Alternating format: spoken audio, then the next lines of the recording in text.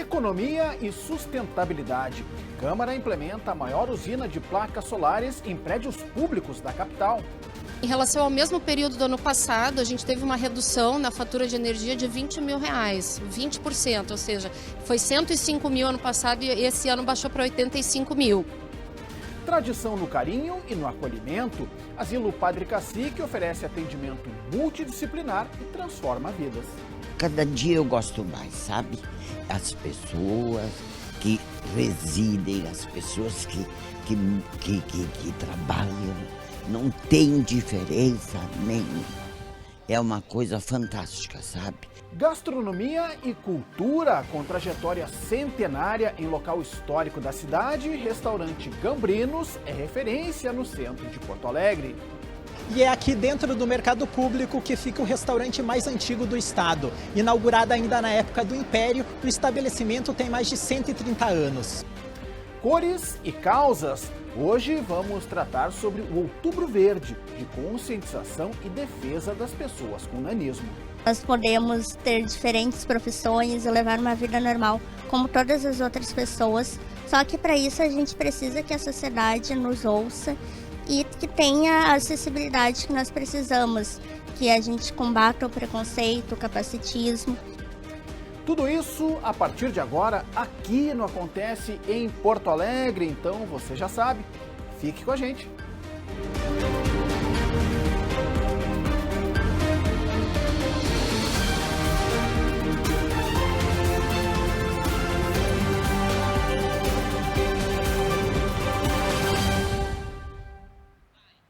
Olá, está no ar o Acontece em Porto Alegre, a sua revista semanal de informação, variedade, serviço e cultura da TV Câmara.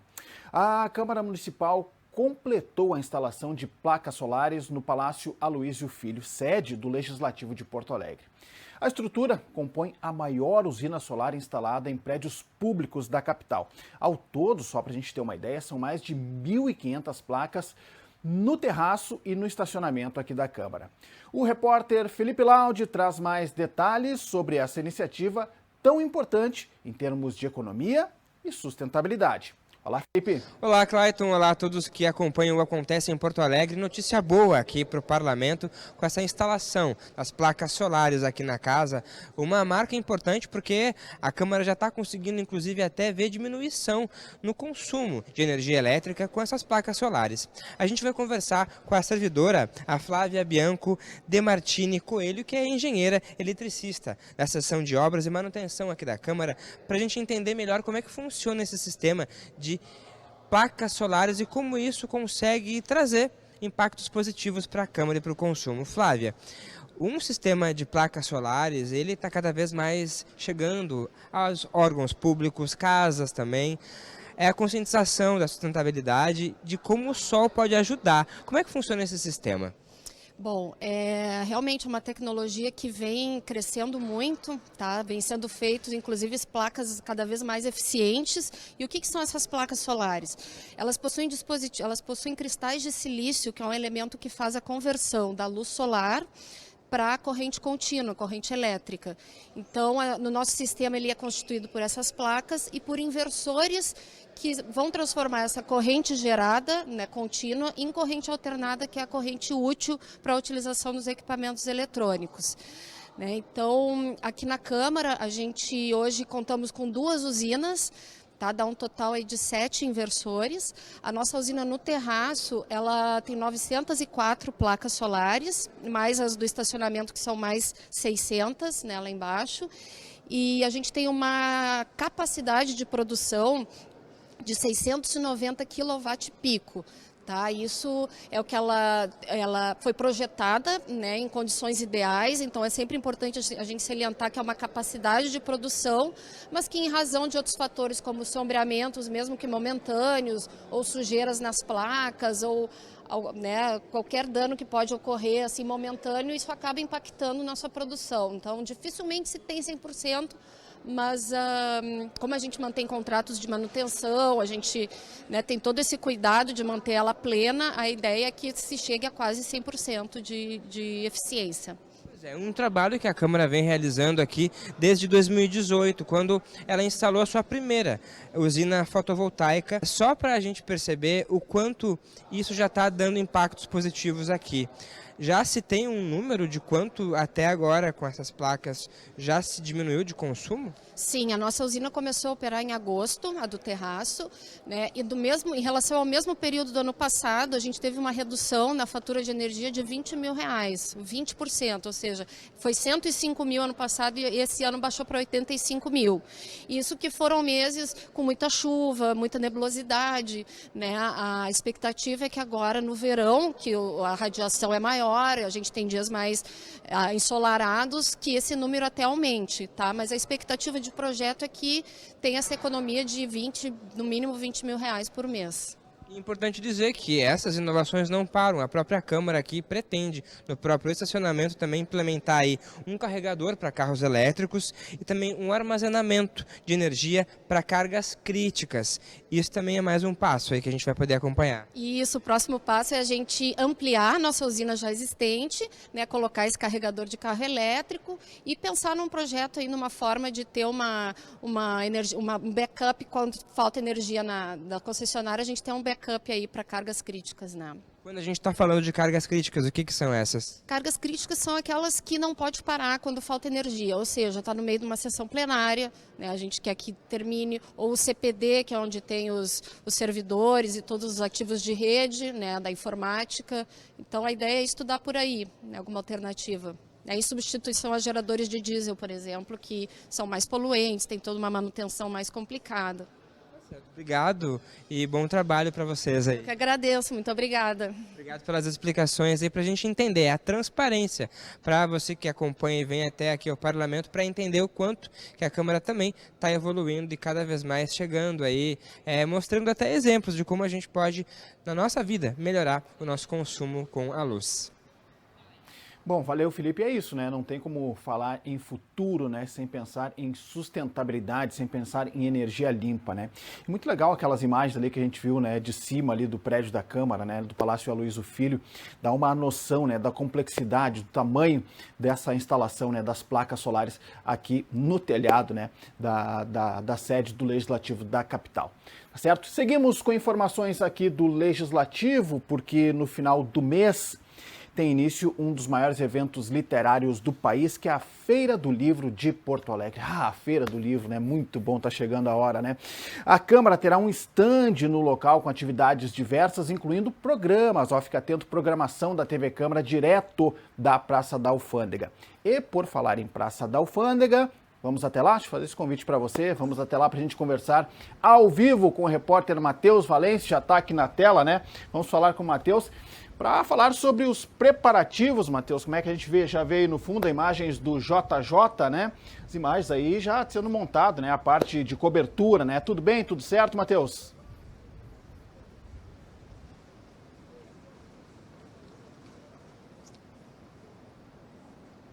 Olá, Clayton, e a todos que assistem esse nosso Acontece especial de hoje, que traz informações quentinhas, então, sobre os preparativos aí para a 69ª edição da Feira do Livro aqui em Porto Alegre. Como você antecipou há pouco, o evento só começa no dia 27 de outubro, sexta-feira da semana que vem. Mas por aqui, os preparativos estão a todo vapor. Eu vou pedir justamente para o nosso amigão aqui, o cinegrafista JJ, Jorge Júnior, mostrar para nós aqui, ó, o pessoal já está trabalhando, colocando a mão na massa aqui, o nosso lado direito do JJ, vai mostrar para vocês. O pessoal está aqui, já tem cerca aí de 3, 4 dias montando as estruturas. Esse preparo todo leva cerca de 15 dias e termina somente na manhã do dia da inauguração da feira, no dia 27 de outubro, sexta-feira da semana que vem. O pessoal bota a mão na massa, o pessoal é bem especialista mesmo aqui, é rápido no negócio. Olha, Clayton, é de impressionar mesmo a agilidade do pessoal. O pessoal trabalha com bastante profissionalismo aqui, de sol a sol, para conseguir colocar colocar no ar esse evento, né, para que a gente possa ter essa exposição maravilhosa aqui na cidade de Porto Alegre. E hoje a gente tem também o tema da Feira do Livro, dessa vez, né, que é quem lê sabe o caminho. Bom, e o caminho a gente já sabe que é aqui na Praça da Alfândega, né, bem no coração do Centro Histórico de Porto Alegre. Dessa vez serão 110 estandes montados, algo aí que representa em torno de 1.000 metros quadrados de espaço ocupado na Praça da Alfândega, aqui no Centro Histórico de Porto Alegre. E para falar um pouquinho mais sobre a feira, contar as novidades e o que a gente pode esperar, a gente está aqui do lado do Max Ledur, ele que é o presidente da Câmara Rio-Grandense do Livro, que é responsável por organizar, então, essa exposição. Então, Max, bem-vindo à nossa transmissão ao vivo aqui da TV Câmara. Lhe pergunto o que esperar de maior destaque da Feira do Livro desse ano e qual a expectativa de público também para esse evento tão grandioso aqui na capital gaúcha. Olá, Matheus. Olá, Clayton. Tudo bem? Obrigado aí por ceder o espaço para falar desse grande evento literário, que é um dos maiores do Brasil e do mundo, tá? Bom, a expectativa é gigantesca, né? A gente está com um friozinho na barriga, está para começar a feira, faltam menos de 10 dias. Então a gente vai ter muita novidade, a expectativa de público é que se repita o ano passado, que foi um sucesso, quase 1,5 milhão de pessoas, é uma expectativa que a gente faz. Agora são 20 dias, então um dia mais do que o ano passado. Então a gente tem muita novidade na questão de autores, muitos autores nacionais. Então a literatura vai estar muito bem representada e também grandes nomes, também personalidades do Brasil, da área, tem cientista, um dos maiores cientistas do mundo vai estar aqui falando sobre inteligência artificial, então, que é o Miguel Nicoleles, ele está entre os 20 maiores do mundo. Isso também engrandece a feira, né? A gente está falando de literatura, ele tem vários livros escritos, mas também tem outros debates. A área infantil também, a nata da literatura infantil vai estar em Porto Alegre, então são mais de 300 autores que vão visitar a feira com alguma atividade dentro da feira, fora as sessões de autógrafos, que já passaram de 600 o número de inscrições de autógrafos. E Max, o patrono desse ano, dessa edição, será o escritor e cineasta Tabajara Ruas, um homem que morou em diversos países da América Latina e da Europa também, vai trazer grandes experiências para contar aqui na Feira do Livro. Eu lhe pergunto por que escolher o nome do Tabajara para ser o patrono de um evento tão importante e tradicional da capital gaúcha. Pois é, o Taba, né, como a gente fala, é um ícone da literatura gaúcha. Ele já vem entre os patronáveis há mais de 20 anos na lista, então ele merece, já devia ter sido antes, mas sempre tem, né, tem outros e tem muitos aí que já estão na lista há muito tempo, que provavelmente virão a ser aí os próximos patronos. Ele merece, ele já é referência em todas as áreas e prova, né, até por essa versatilidade. Ele é um cineasta, ele é ator, ele é escritor, então o livro é a base para tudo isso, né? Então nada mais como o Taba para nos representar e representar a feira que tem esse tamanho. E Max, para a gente encerrar, não que a feira precise de um convite especial para o pessoal vir aqui, frequentar, visitar os estandes, conhecer os convidados também, ter toda essa experiência literária, mas eu lhe pergunto, por que visitar a Feira do Livro para quem está assistindo em casa a TV Câmara? Pois é, a Feira do Livro, essa efervescência da cultura atrai muita gente, então venham, que vai ter muita novidade, muito contato com o autor, essa experiência e essa efervescência da cultura no centro da cidade é muito bacana. Então do dia 27 de outubro a 15 de novembro, salientar que agora o horário abre às 10 da manhã e fecha às 8 da noite, então é muito bacana. Venham à Feira do Livro que vocês não vão se arrepender. Obrigado, Max Ledur, ele que é presidente então da Câmara Rio-Grandense do Livro e nos passou então essa expectativa para a Feira do Livro. Como ele antecipou para nós aí, são esperados cerca de 1,5 milhão de pessoas passando aqui pela Praça da Alfândega e conhecendo a estrutura. E você viu, né, Clayton, não tem desculpa, são aí cerca de 3 semanas de evento, então o pessoal tem que vir até a Praça da Alfândega e fazer essa verdadeira imersão ao mundo literário, essa experiência na literatura. E também tem outros eventos aqui, setor infantil, setor de diversas áreas da literatura. Vamos ter também programas da TV Câmara sendo apresentados aqui diretamente da Feira do Livro. Então fica o convite a todos do dia 27 de outubro até o dia 15 de novembro. Eu volto com você, Clayton. Tá certo, muito obrigado, Matheus. Boa intervenção aí, conversando com o Max Ledur, né, que é o presidente da Câmara Rio-Grandense do Livro, responsável por organizar a Feira do Livro de Porto Alegre. E belas palavras, né, Matheus? Ele fazendo o convite, né, trazendo do que é essa efervescência. Ele quase ficou sem palavras para dizer, né, porque, enfim, a Feira do Livro É a Feira do Livro, né? Não tem uma outra definição, né? Vamos à Feira do Livro, né?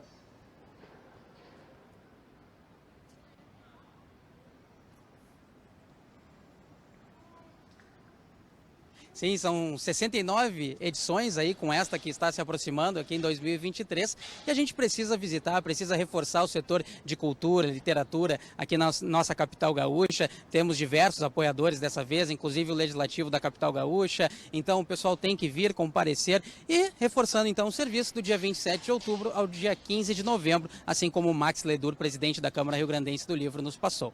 Tá certo. Obrigado, Matheus. Bom trabalho por aí. Valeu, Matheus. Imagens do JJ, né, nessa nossa transmissão ao vivo lá da Praça da Alfândega. E eu quero lembrar aqui que mais informações da Feira do Livro, essas informações podem ser conferidas no @Feira do Livro, ou para Feira do Livro Poa, @Feira do Livro Poa, tá aí na sua tela, né? E nos próximos dias também sai a programação da Câmara Municipal na Feira do Livro de Porto Alegre. E os detalhes serão divulgados no site e redes sociais do Legislativo. O site é camarapoa.rs.gov.br e nas redes sociais, vá lá no @CâmaraPoa. Tá bem? Combinado? Seguimos então? Muito bem.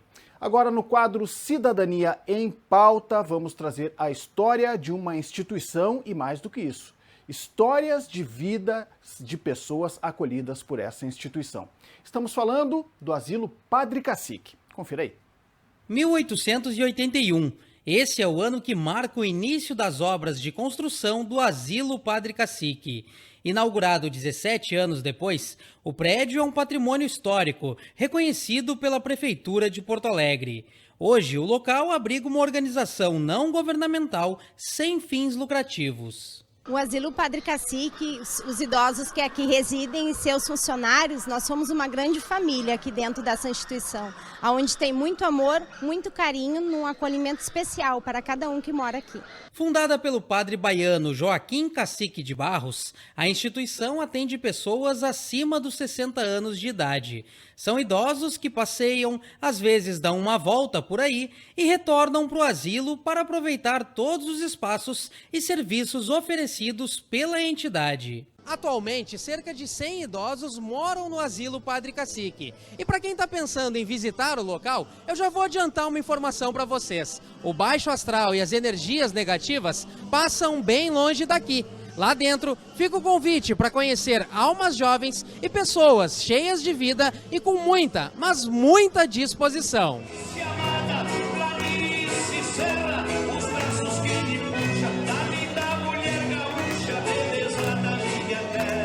Há 4 anos, uma das moradoras é a dona Maria Ana. Natural de Bento Gonçalves, na Serra Gaúcha, essa professora descobriu o asilo por indicação de amigos. Eu levanto e venho aqui para olhar para o jardim, primeiro de tudo, sabe? Fico olhando, cada vez vejo mais flores, cada vez ele está mais bonito.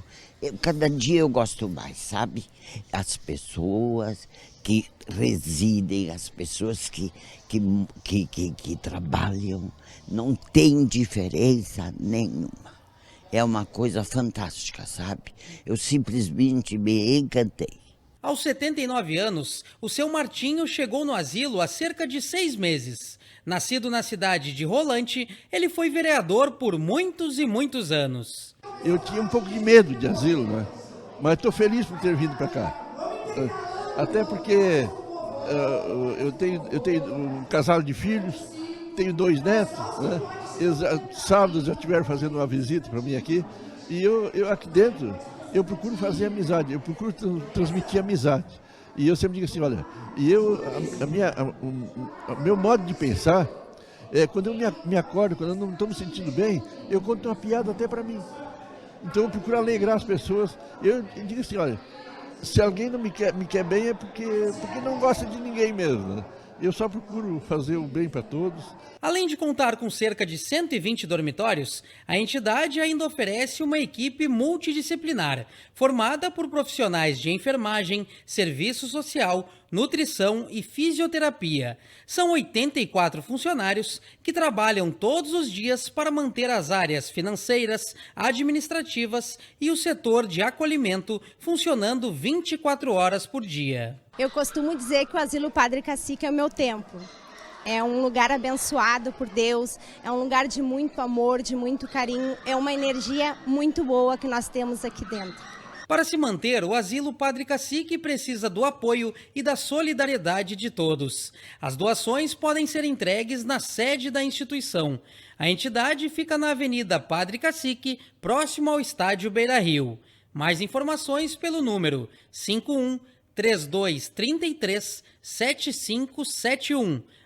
E fica o convite. Visitar o asilo não custa nada e, em troca, você ainda pode ganhar uma série de sorrisos. Sempre uma doação. Bem-vinda, Senhor. Muito obrigada. Muito bom, né? Cada depoimento bacana ali, né? A alegria contagiante do pessoal lá do Asilo Padre Cacique, né? E muito, como a gente falou aqui na matéria, muito bem dito, né? Para quem pensa em asilo como um lugar triste, né? O Padre Cacique mostra que não precisa ser assim, né? Então, parabéns pelo trabalho realizado por toda a equipe do Asilo Padre Cacique. Deixa eu reforçar aqui os contatos, né? Para quem quiser ajudar, se voluntariar, enfim, fazer alguma doação. O telefone é o 51-3233-7571. 51-3233-7571. Agora vamos com o quadro Porto Alegre na História. E olha só, o mercado público daqui da capital completou no início deste mês 154 anos. O complexo comercial, inaugurado em 3 de outubro de 1869, ainda é da época do Império, resistiu ao passar do tempo e hoje é um dos cartões postais da capital gaúcha, referência aqui no centro da cidade. Só que muita gente não sabe, mas é ali, dentro do mercado, que fica o restaurante mais antigo do Rio Grande do Sul. Ficou curioso para saber que restaurante é esse? Então confira agora na reportagem do Gilberto Caetano e do Jorge Júnior, nosso querido JJ.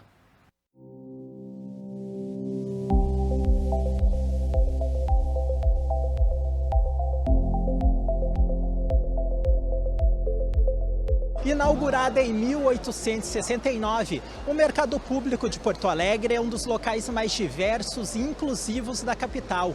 Por aqui passam diariamente milhares de pessoas que aproveitam os produtos e serviços dos mais de 100 estabelecimentos comerciais. Armazéns, cafés, bares, açougues, fruteiras e restaurantes. A gama de estabelecimentos presentes no prédio em estilo neoclássico atrai não só os moradores da capital, mas das cidades vizinhas e turistas do Brasil e do exterior. Seja para conseguir aquele precinho camarada, exercitar o paladar ou curtir bons momentos, o espaço virou marca registrada no coração da cidade. E em meio a tantas pessoas, culturas e estilos de vida, o mercado público contempla também uma curiosidade. É aqui dentro que fica o restaurante mais antigo do Rio Grande do Sul. Fundado por uma confraria de alemães em 1889, o restaurante Gambrinos resistiu às mudanças e se manteve sempre no mesmo lugar. Constituída de imigrantes portugueses, a família do João assumiu o comando do espaço em 1964. O restaurante ficou como uma confraria de alemães até os anos 30. Depois disso, uma família italiana assumiu o negócio. E depois, em 1964, minha família tinha vindo de Portugal em 1951. Eles entraram para o Gambrinos em 64, se associaram aos italianos e começaram a migração. E aí, hoje o restaurante é desde 64 a família portuguesa. É o restaurante mais antigo do Rio Grande do Sul e um dos mais antigos do Brasil.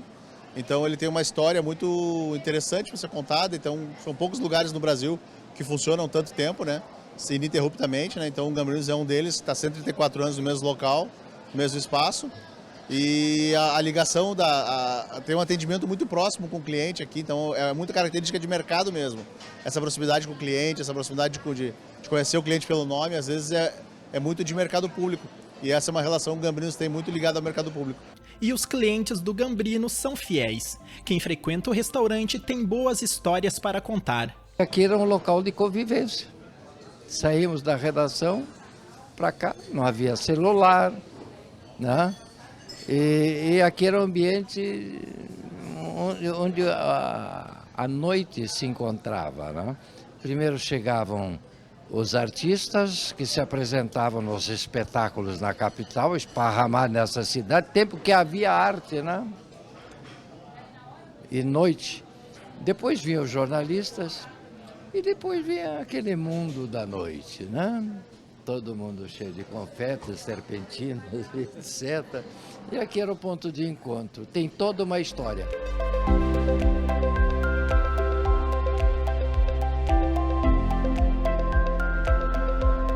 Um ponto onde as pessoas vêm conhecer um pouco da história de Porto Alegre, conhecer a gastronomia de Porto Alegre, conhecer os costumes de Porto Alegre, a gente acaba aprendendo no mercado público, e isso é o que junta tudo aqui dentro dessa história. E agora o Gambrinos também funciona aos domingos, assim como outros restaurantes e bancas do local. Desde o mês de agosto, o mercado público está com as portas abertas 7 dias por semana.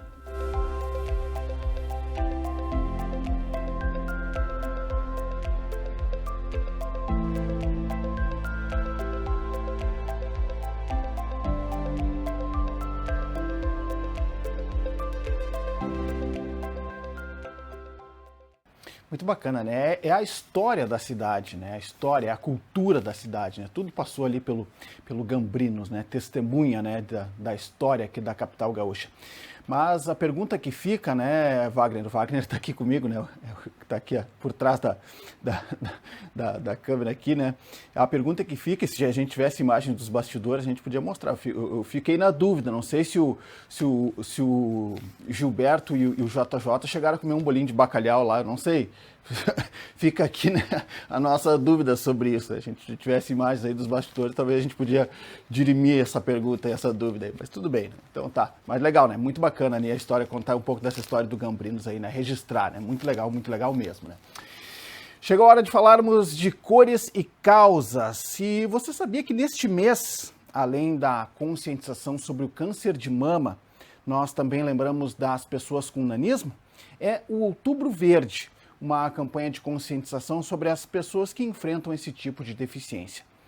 E para entendermos como este movimento, como a campanha é importante, a gente vai te mostrar agora a história da Fran, uma jovem que transformou a sua deficiência em uma luta de superação.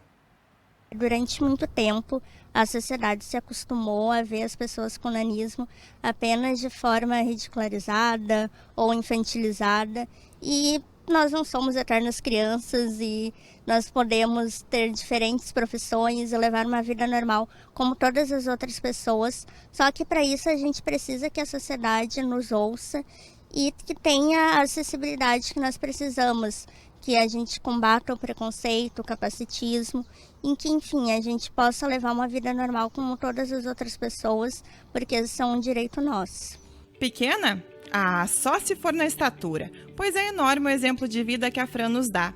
E maior ainda, a história de superação que ela constrói há 24 anos. A estudante de administração nasceu com um tipo tão raro de nanismo que ainda não se enquadra em nenhuma das 700 displasias ósseas já identificadas. Ao longo da vida, Fran já passou por mais de 20 cirurgias e enfrenta a deficiência com coragem e determinação, mostrando o dia a dia de uma jovem com nanismo nas redes sociais. Infelizmente, a nossa sociedade não é acessível para pessoas com nanismo em todas as áreas, na educação, na saúde, no lazer. Então, em todos os lugares onde eu acesso, eu tenho que pedir a minha acessibilidade, que é um direito, mas que infelizmente hoje em dia é bem difícil de se encontrar, tanto na universidade, falando de uma universidade pública ou uma universidade particular, ou em hospitais, os banheiros não são acessíveis. Enfim, em todos os lugares a minha maior dificuldade é em relação à acessibilidade. Claro que a gente enfrenta capacitismo também, preconceito e tudo mais, mas o que eu mais sinto é em relação à acessibilidade. O nanismo, deficiência que a Fran enfrenta, só foi incluído no rol de deficiências físicas em 2004, garantindo alguns direitos específicos para essas pessoas. No entanto, o preconceito e a falta de informações ainda são desafios diários de quem lida com o nanismo. Só para a gente ter uma ideia, conforme o IBGE, não existe um levantamento de quantas pessoas convivem com displasias ósseas no Brasil. Neste ano, o Instituto Nacional do Nanismo lançou em seu site uma iniciativa inédita para mapear a quantidade de pessoas que enfrentam essa deficiência. Mas isso ainda não é o suficiente. É preciso conscientizar a sociedade num todo. E esse é o objetivo do Outubro Verde, uma campanha instituída em Porto Alegre por um projeto de lei do vereador Alvoni Medina, do Republicanos, que estabelece a inclusão do dia 25 de outubro, Dia Nacional de Combate ao Preconceito contra as Pessoas com Nanismo, no calendário de datas comemorativas e de conscientização da capital. Na verdade, como presidente da Frente Parlamentar do Nanismo aqui na casa, e é exatamente a frente para debater sobre o assunto, para que venha a haver grandes eventos na cidade, para que essas pessoas sejam respeitadas, porque infelizmente a palavra anão tem sido muitas das vezes um motivo de zombaria, algo pejorativo, e o certo, o correto é a pessoa com nanismo. Então essa pauta, esse projeto é fundamental para que se faça nas escolas, para que se faça orientação para os alunos, para que esses cidadãos sejam respeitados na sociedade, para que o próprio poder público possa ter, né, nas suas instituições ali, né, acessibilidade para a pessoa com nanismo.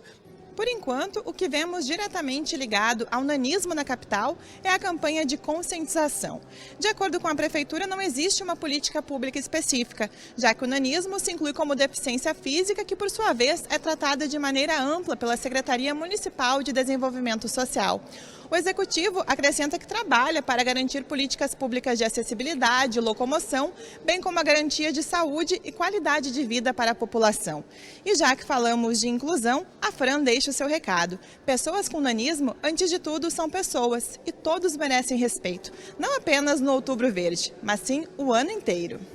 Sim, é muito importante a gente falar sobre isso em outubro, porque, enfim, para ter uma repercussão maior, mas é muito importante que seja falado o ano inteiro, porque, enfim, nós vivemos todos os dias, nós estamos nas universidades, nas escolas, nos espaços de lazer, de trabalho, enfim, a gente precisa poder levar uma vida normal como todas as outras pessoas, porque esse é um direito garantido por lei, assim como todos os outros habitantes.